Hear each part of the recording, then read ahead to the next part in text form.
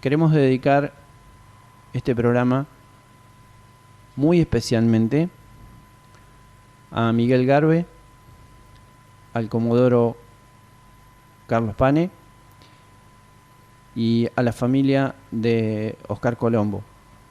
A todos ellos, nuestros respetos, nuestra admiración y nuestro cariño. Empieza Herejes.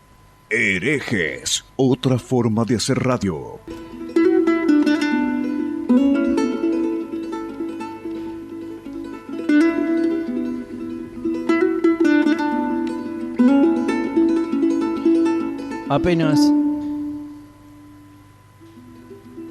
Apenas si teníamos 17 años. Eran las primeras luces de un otoño que buscaba destronar al verano, que aún se resistía en su inevitable retirada. Teníamos los guardapolvos blancos, los pantalones bombilla y todas las esperanzas de un mundo que, en pocos meses más, se abriría para nosotros. Todavía decidíamos nuestras carreras tratando de equilibrarlas con nuestras vocaciones. Todo era ilusión. Todo tenía el olor fresco de la ilusión. Todo era a partir de mañana. Aquel viernes 2 de abril de 1982, la Operación Rosario nos encontró sentados en bancos seguidos, uno detrás del otro, como había sido durante muchos de los 5 años que compartimos y que fueran la semilla de los días que hoy pasamos juntos, trabajando, creando, imaginando, soñando, sufriendo. Días como los que nos impulsaron a hacer este programa especial. Aquel día la algarabía era general.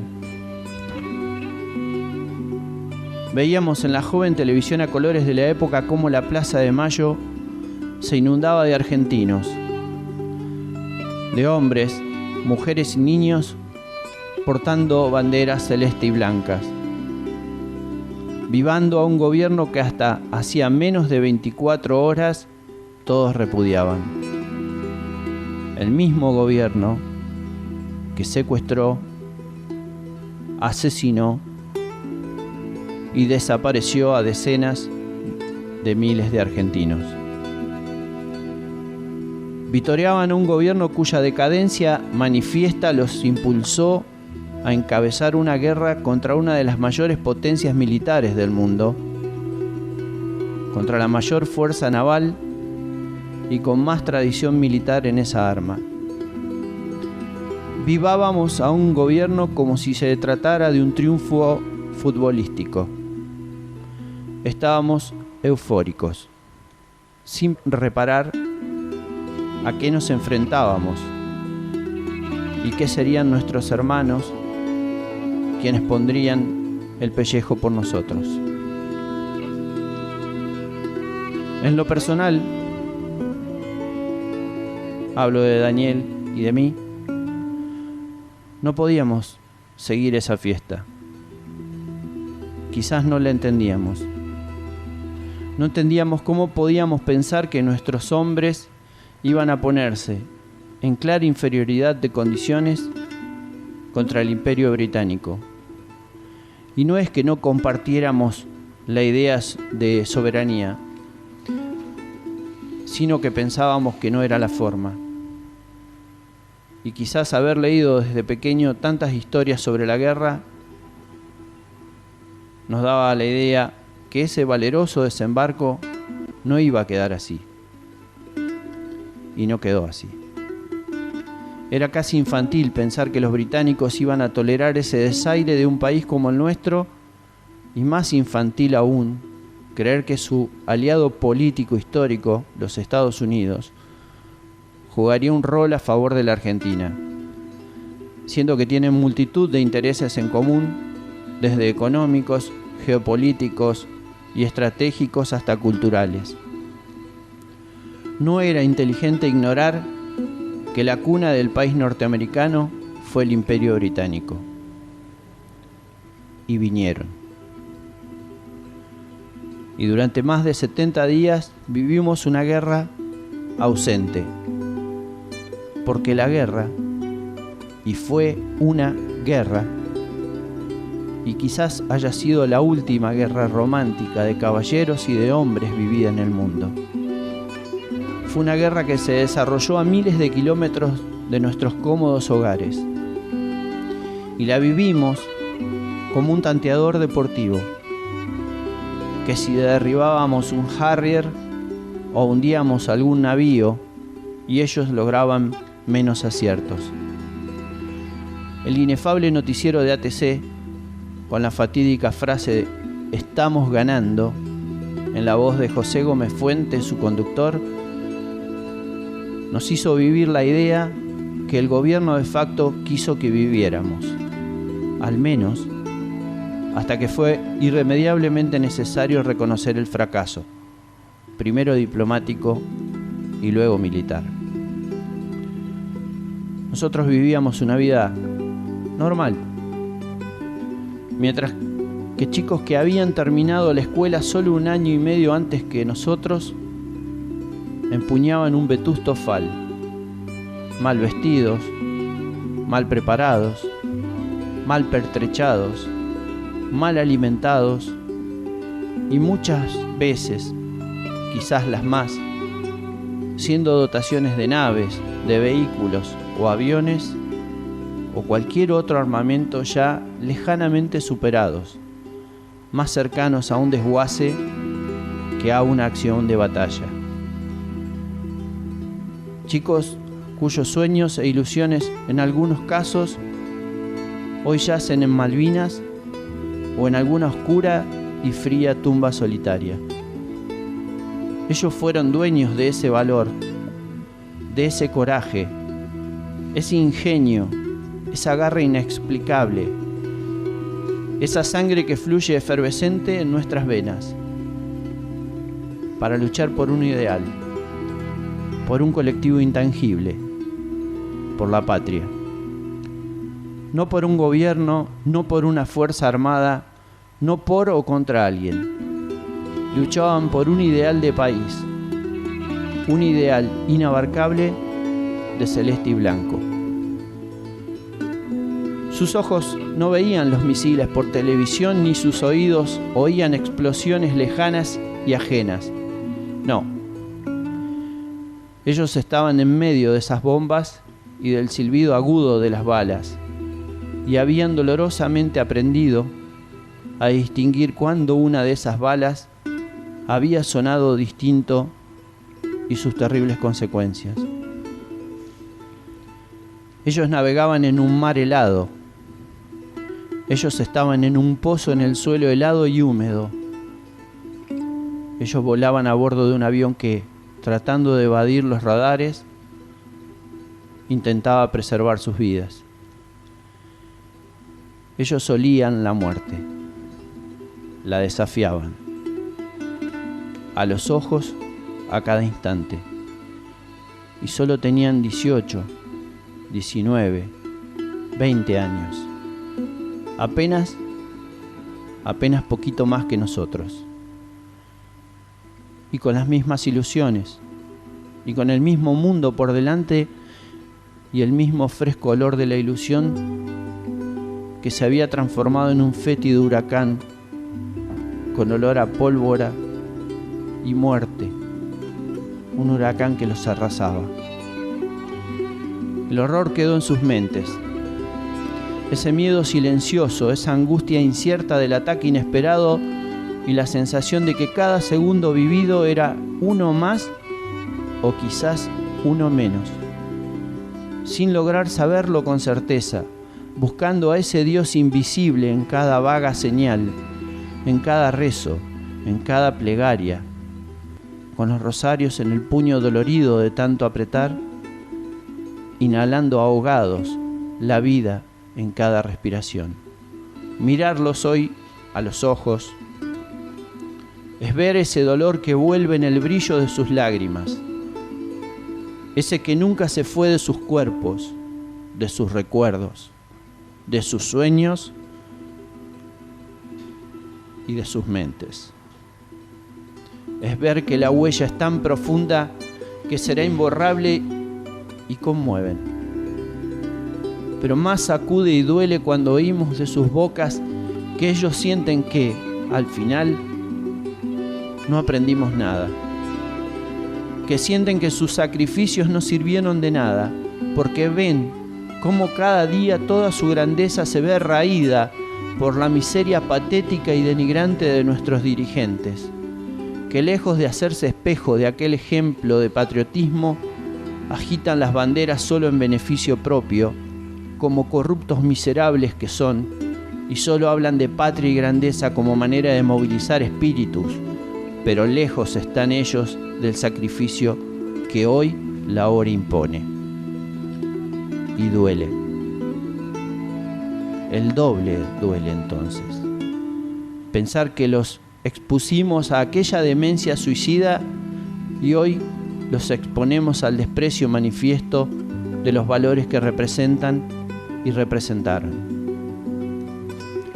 Porque pasaron estos años, porque nos hemos empeñado en recordarlos en forma vacía, irrelevante, solo con medallas y actos de compromiso, es que en este espacio decidimos que en un pequeño programa de música le dedicáramos 3 horas, donde escucharemos sus voces, sus historias, sus picardías, sus dolores, sus miedos presentes, sus traumas. Escucharlos a ellos, no a nosotros, que somos meros opinadores desde el cómodo living de casa, como espectadores sin compromiso. Exponer la guerra en primera persona con sus protagonistas reales, para aprender de ellos, para no olvidarlos, para que sean el ejemplo de orgullo de un país por quienes ofrendaron generosamente lo más valioso, sus vidas, por un ideal, por un modelo de país al que debimos aspirar sin miserias egoístas y sin fantasías afiebradas, sino organizados estratégicamente. Un país construido sólidamente, enorgullecido de sus valores, de su educación, de su previsibilidad, con seriedad, con austeridad y con la grandeza necesaria que nos permita vislumbrar una nación proyectada en acuerdos básicos hacia un futuro que se nos presenta muy lejano, pero que ya está aquí, tan aquí como aquella guerra que ignoramos y vivimos como lejana, como extraña, pero que se llevó 600 de nuestros hermanos. Tan lejano como la posibilidad de la recuperación de nuestro territorio de Malvinas, pero sobre la que nunca debemos renunciar a nuestro pacífico reclamo de soberanía. Ojalá seamos capaces de ser merecedores del orgullo que despierta su grandeza.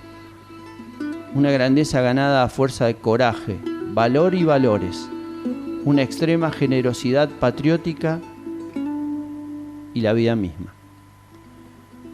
Desde lo más profundo de nosotros, con toda humildad, queremos abrazarlos y decirles que solo mueren aquellos quienes se olvidan.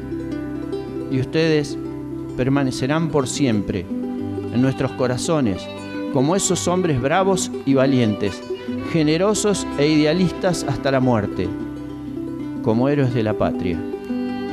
Gloria a los héroes de Malvinas. Y viva la patria. Viva esa que soñaron.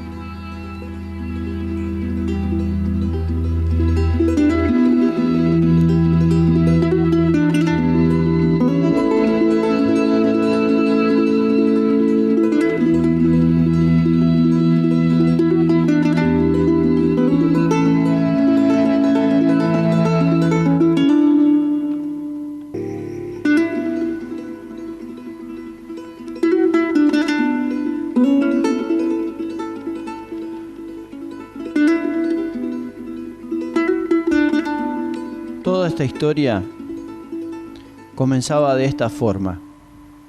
Aquel viernes 2 de abril de 1982, cuando nos informaban a través de radio y televisión con este comunicado.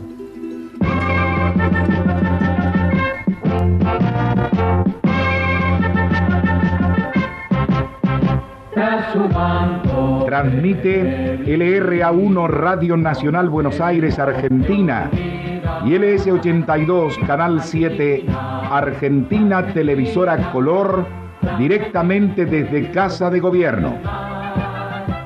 Comunicado de la Junta Militar. La Junta Militar, como órgano supremo del Estado, comunica al pueblo de la nación argentina que hoy la República, por intermedio de sus Fuerzas Armadas, mediante la concreción exitosa de una operación conjunta, ha recuperado las Islas Malvinas, Georgias y Sandwich del Sur para el patrimonio nacional. Se ha asegurado de esta manera el ejercicio de la soberanía argentina sobre todo el territorio de las mencionadas islas y los espacios marítimos y aéreos correspondientes. Quiera el país todo comprender el profundo e inequívoco sentido nacional de esta decisión para que la responsabilidad y el esfuerzo colectivo acompañen esta empresa y permitan, con la ayuda de Dios, convertir en realidad un legítimo derecho del pueblo argentino, postergado paciente y prudentemente casi 150 años. Directamente desde Casa de Gobierno ha transmitido LRA1 Radio Nacional Buenos Aires, Argentina, y LS82 Canal 7 Argentina Televisora Color para todas las emisoras de la cadena nacional de radio y televisión.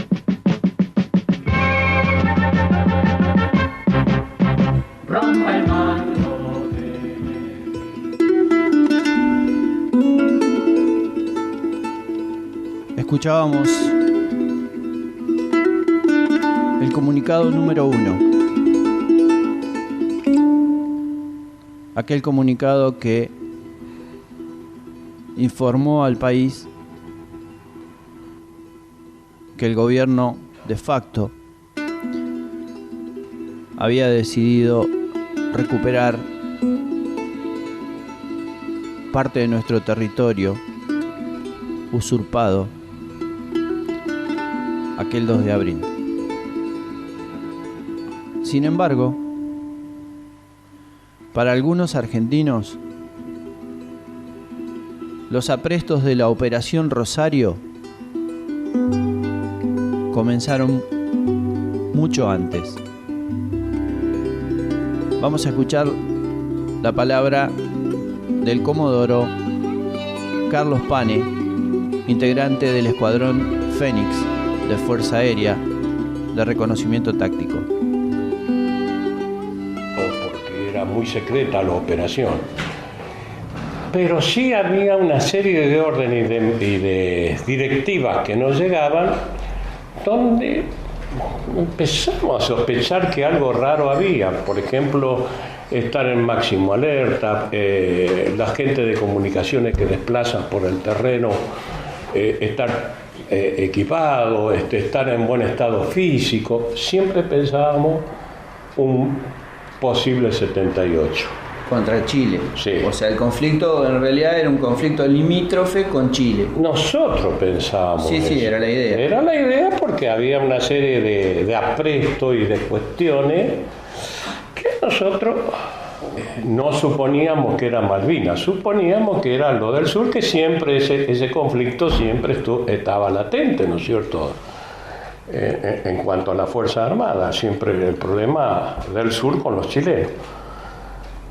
Allá por febrero, a un grupo de oficiales que éramos capitanes nos convocaron para hacer fotografía en la isla Malvinas.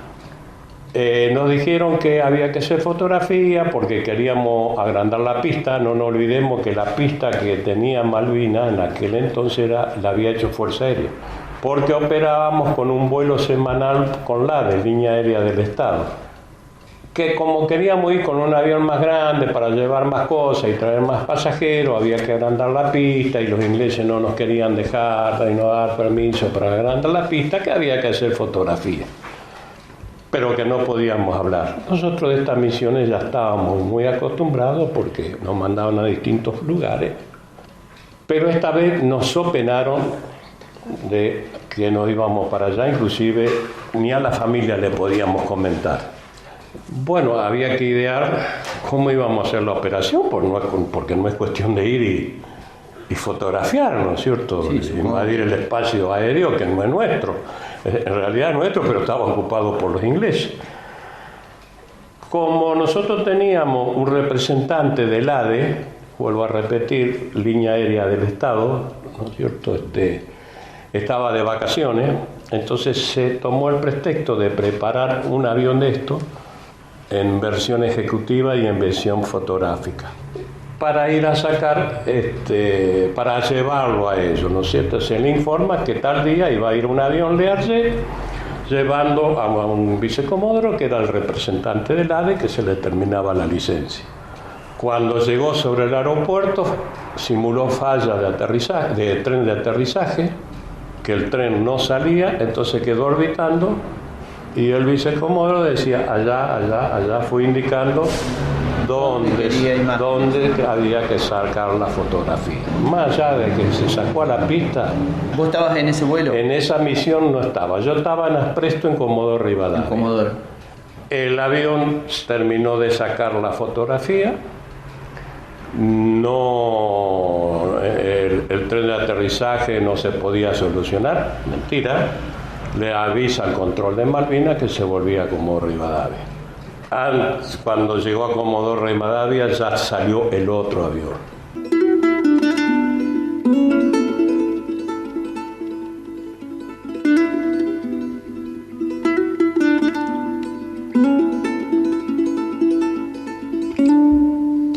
Para aquellos que obviamente no conocen,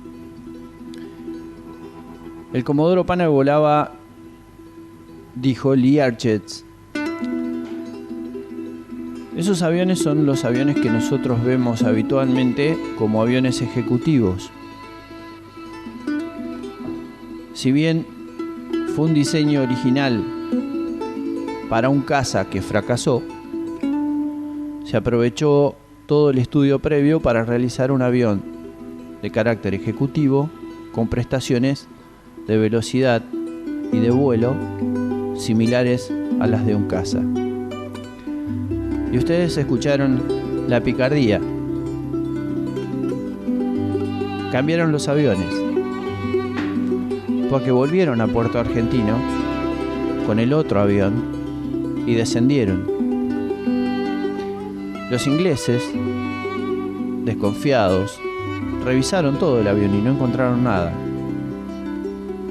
El que tenía las cámaras era el que había quedado en Comodoro Rivadavia. Esta es una de las tantas cosas que con ingenio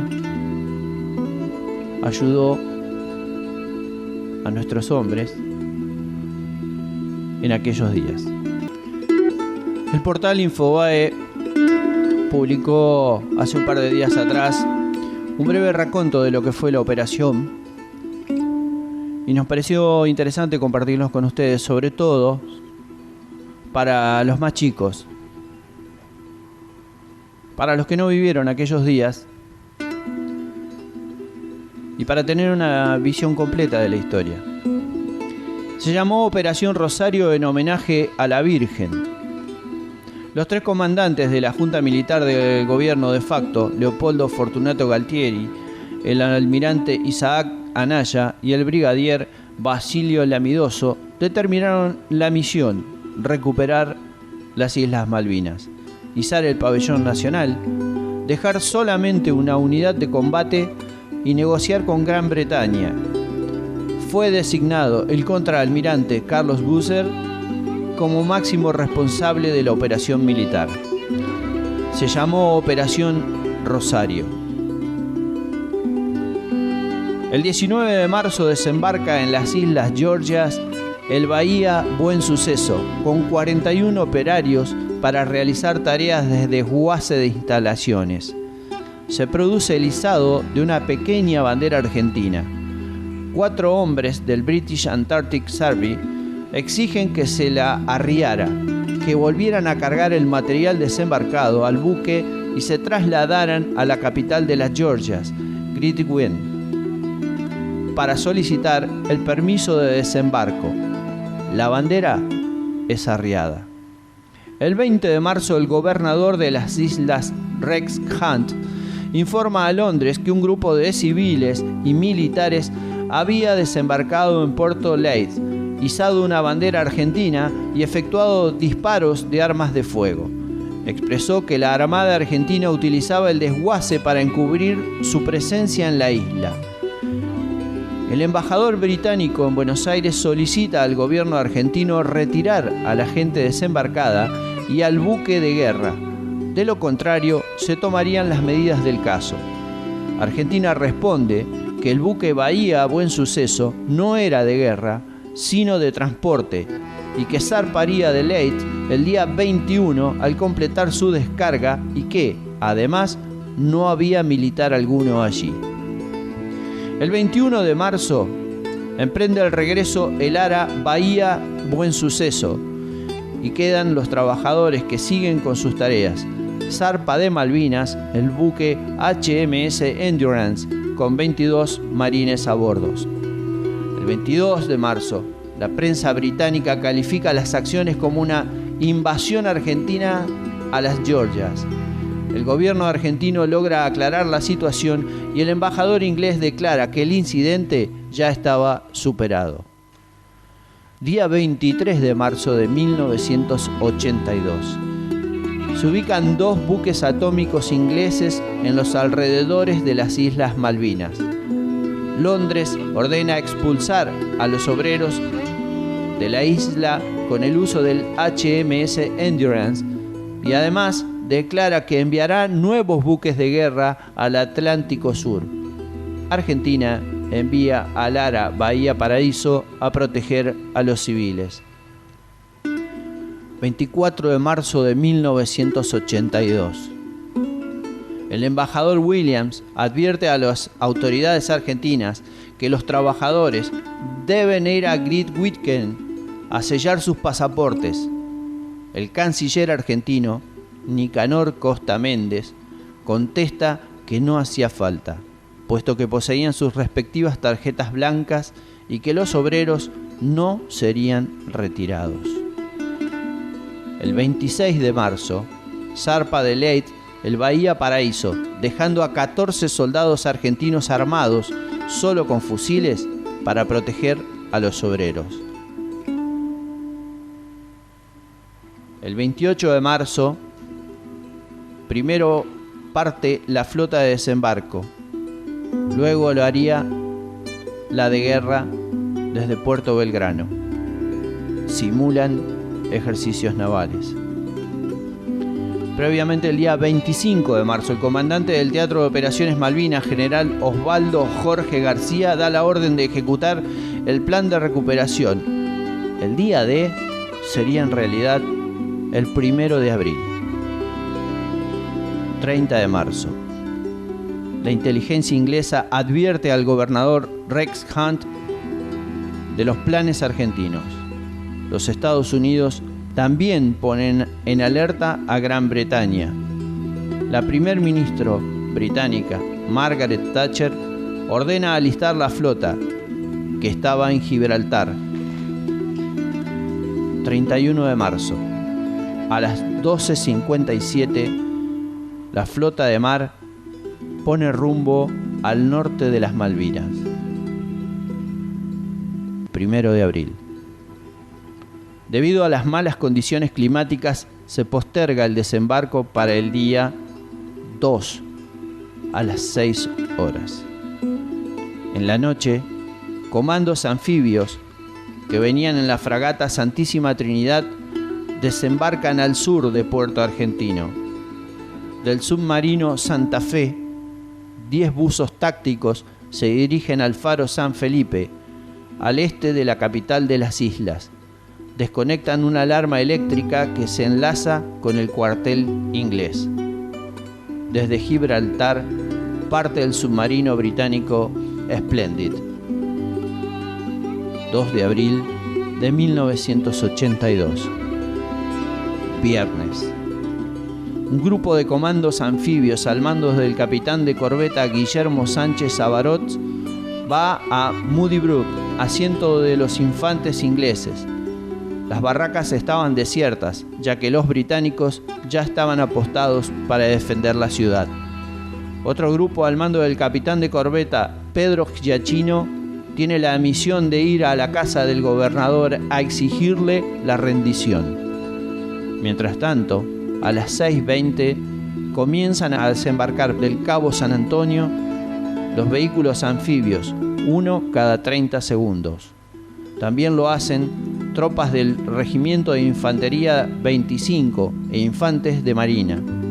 Unos se dirigen al aeropuerto, encuentran la pista llena de obstáculos. Otros irán al faro, que ya estaba apagado. A las 6:30 de la mañana el capitán Pedro Giacchino, con la orden de no producir bajas en el enemigo, rodea la casa del gobernador, que se niega a deponer su actitud. Giacchino decide ingresar solo a la vivienda y es abatido por una ráfaga de ametralladora. Su segundo, el teniente de fragata Diego García Quiroga, también es herido cuando lo está auxiliando, así como el cabo primero enfermero Ernesto Urbina, que había sido comisionado para el rescate de ambos. El gobernador de las islas, consciente de que está rodeado, negocia su rendición con Carlos Busser. Los intimo a que abandonen las islas, expresó Hunt. Desembarcamos en 1833. Ríndanse, contestó el contraalmirante Busser. La rendición se efectiviza a las 9:30 horas. El fotógrafo argentino Rafael Bollman, que estaba en las islas hacía más de una semana, fue el que tomó las primeras fotografías de los soldados ingleses con los brazos en alto. El comandante del Teatro de Operaciones, general de división Osvaldo García, se hace cargo de las islas y al mediodía se iza oficialmente la bandera argentina en el mástil frente a la gobernación. Mientras tanto, en Buenos Aires se difundía la noticia de la recuperación. Se crea el apostadero naval Malvinas y parten los militares ingleses y el gobernador colonial con destino a Montevideo.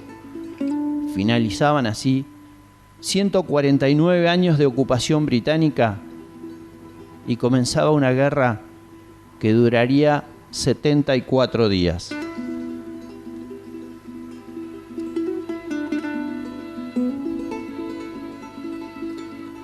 Rodolfo Manuel de la Colina. Un 7 de junio de 1982 fue derribado. No hace mucho se encontraron los restos del avión sobre la isla Bourbon. Los familiares de los 5 tripulantes no quisieron que se realicen los exámenes de ADN para identificar los cuerpos hallados dentro de la aeronave. Prefirieron que, así como murieron los 5 juntos, permanezcan para la inmortalidad, unidos, sin distinciones y bajo una misma bandera, la de la Fuerza Aérea y la celeste y blanca.